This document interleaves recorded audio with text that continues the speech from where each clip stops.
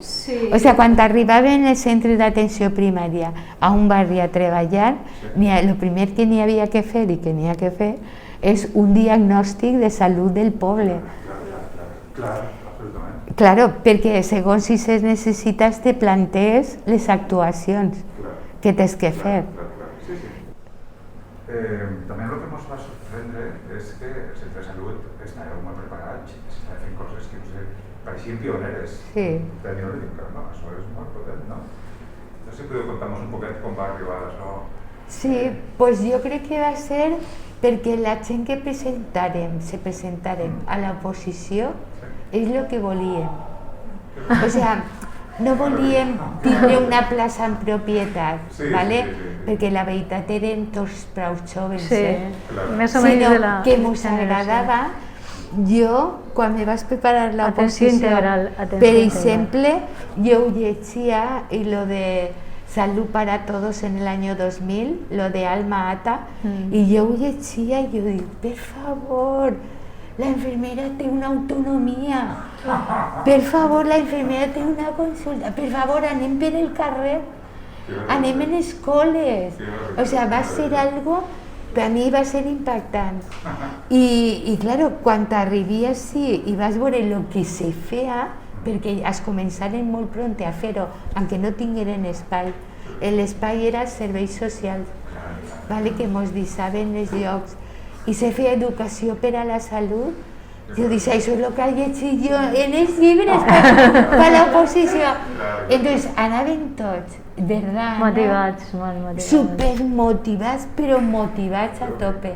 O sea, fora d'horari laboral, cas de setmana, el que tocarà, dona igual. I és perquè teníem molta il·lusió. Clar. I se'ls començaren la gent del barri va respondre també.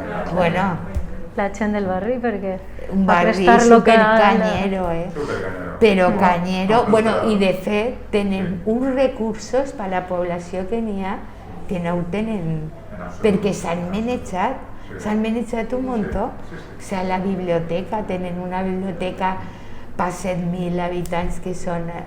Sí, per 7.000 habitants? No, més de 7.000, però no. 7.000 ja, ara? Eren 9.000, 7.000 i algo. 7.000 i algo són. Que és igual, que se casen, se'n van fora, però continuen. Per exemple, a nosaltres no són 7.000, perquè se casen, però ells continuen venint hacia el centre. Sí, alguns sí. És que n'hi hagué una temporada que no n'hi havia viviendes. Entonces la gent del barri se creixia, se feia major i volia quedar-se, però no n'hi havia.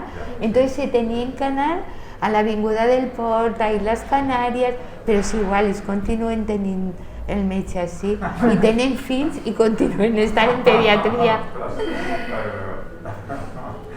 I en les institucions del barri vaig prendre contacte per a dir-los això, no? Que pretenien fer una atenció sanitària més àmplia que no assistència, no solucionar a soles els problemes, sinó tindre una visió més del barri, de conjunt. No? I per això, per a que ho sapigueren, que podien comptar en nosaltres i que nosaltres pensaven que a la llarga podríem contar en ellos. Yo el COVID lo he vivido como problema desconocido, infeccioso, y a ver qué puedo hacer para proteger a mis pacientes y para que la comunidad se afecte lo menos posible. Entonces, lo que he visto es que yo he tenido buena accesibilidad a mis pacientes porque antes no me dejaban, hace muchos años, antes de venir a este centro de salud, ya quise yo disponer de un teléfono institucional para hacer seguimiento, para que me pudieran localizar a distintas horas los pacientes. Siempre me lo negaron. Pero ahora resulta que como por un lado no querían que vinieran y por otro lado no pueden desproteger a los pacientes, los que toman decisiones, va y resulta que nos dejaron que llamáramos por teléfono. Entonces yo he tenido muy buena accesibilidad porque he llamado cuando he querido a mis pacientes. Ellos han empeorado mucho en accesibilidad y no solo en este centro, sino en todos los centros de Valencia. Lo sé por mis vecinos de donde vivo, etcétera, etcétera, mis amigos.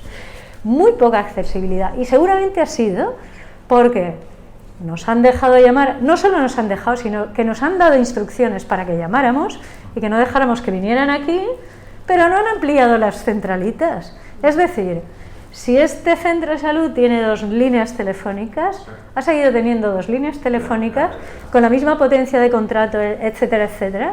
Y esas líneas telefónicas que antes usaban los pacientes para ponerse en contacto con nosotros, ahora las colapsamos nosotros, desde las 8 que entramos hasta las 2:30 o las 3 que nos vamos.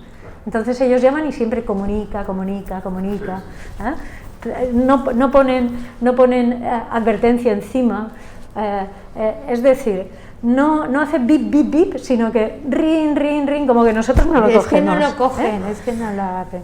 Entonces yo les pedí varias veces a dirección que a la 3ª o 4ª vez que hiciera ring, que dijeran las líneas están colapsadas, pero se ve que eso da mala imagen. Da mala imagen de los jefes el hecho de que las líneas estén colapsadas. Sin embargo, si hace ring y nadie lo coge, la mala imagen es nuestra, el problema no es de ellos. Yo me he enfadado mucho con este detalle en concreto, ¿no? Porque además me parece que es peligroso que los ciudadanos no tengan accesibilidad. O sea, para mí es una comodidad, me quedo muy tranquila porque les llamo y me cogen el teléfono y me dejan hacer lo que antes me lo tenían prohibido.